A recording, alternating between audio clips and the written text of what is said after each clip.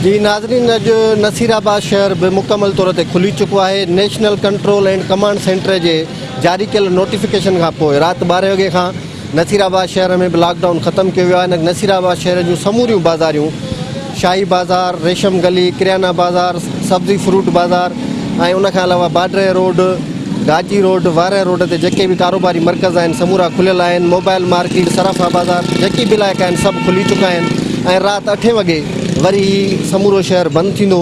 वरी सुबुह जो जारी कयल ऐलान मूजिबि हीउ शहर खुलंदो।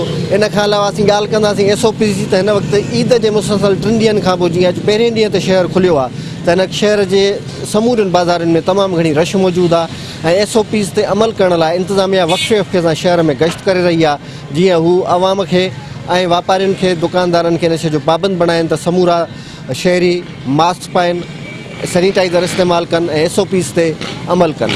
इन सिलसिले में अॼु जीअं त पहिरियों ॾींहुं आहे, शहर में तमामु घणी रश आहे, पर उन जे बावजूदि बि काफ़ी माण्हू असांखे नज़र अचंदा जिन खे मास्क पातल आहे। काफ़ी दुकानदार अहिड़ा नज़र अचंदा जिन खे मास्क पातल आहे, जेके सैनिटाइज़र यूज़ करे रहिया आहिनि, पर उन जे बावजूदि बि SOPs ते अमल करण जी सख़्तु ज़रूरत आहे ऐं ओड़ो अमल न थियो आहे जेतिरे अमल जी हिते ज़रूरत आहे।